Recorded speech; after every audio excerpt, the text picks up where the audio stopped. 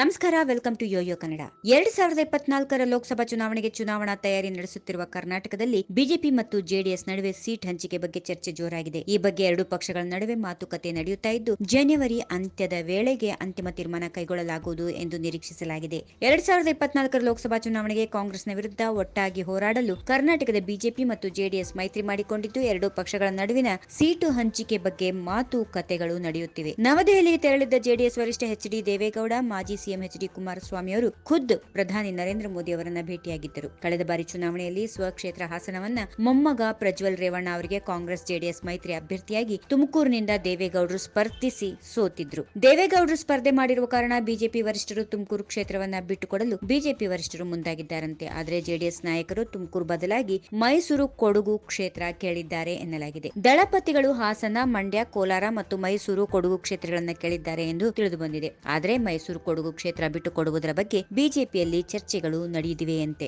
ಈ ಸೀಟ್ ಹಂಚಿಕೆಗೆ ಸಂಬಂಧಿಸಿದಂತೆ ಜೆಡಿಎಸ್ನಲ್ಲಿ ಕೆಲವು ಅಸಮಾಧಾನ ವ್ಯಕ್ತವಾಗಿದೆ. ಹಳೆ ಮೈಸೂರು ಭಾಗದಲ್ಲಿ ಪ್ರಬಲವಾಗಿರುವ ಜೆಡಿಎಸ್ ಈ ಭಾಗದಲ್ಲಿ ತನ್ನ ಅಭ್ಯರ್ಥಿಗಳನ್ನ ಕಣಕ್ಕಿಳಿಸಬೇಕೆಂದು ಬಯಸಿದೆ. ಆದರೆ ಬಿಜೆಪಿ ಒತ್ತಡದಿಂದಾಗಿ ಈ ಬಯಕೆಗೆ ಜೆಡಿಎಸ್ ಬೆಲೆ ಕಟ್ಟಬೇಕಾಗಿದೆ. ಬಿಜೆಪಿ ಜೆಡಿಎಸ್ ಮೈತ್ರಿಯು 2024ರ ಲೋಕಸಭಾ ಚುನಾವಣೆಯಲ್ಲಿ ಕಾಂಗ್ರೆಸ್ಗೆ ಸವಾಲು ಒಡ್ಡಲಿದೆ ಎಂದು ರಾಜಕೀಯ ವಿಶ್ಲೇಷಕರು ಅಭಿಪ್ರಾಯಪಡುತ್ತಿದ್ದಾರೆ. ಲೋಕಸಭಾ ಚುನಾವಣೆಯಲ್ಲಿ ರಾಜ್ಯದ ಒಟ್ಟು 28 ಕ್ಷೇತ್ರಗಳ ಪೈಕಿ ಜೆಡಿಎಸ್ ಹಾಗೂ ಬಿಜೆಪಿಗೆ ಸಿಗುವ ಕ್ಷೇತ್ರಗಳು ಎಷ್ಟು? ಹಳೆ ಮೈಸೂರು ಭಾಗದಲ್ಲಿ ಪ್ರಬಲವಾಗಿರುವ ಜೆಡಿಎಸ್ ಈ ಭಾಗದಲ್ಲಿ ತನ್ನ ಅಭ್ಯರ್ಥಿಗಳನ್ನ ಕಣಕ್ಕೆ ಇಳಿಸುತ್ತಾ?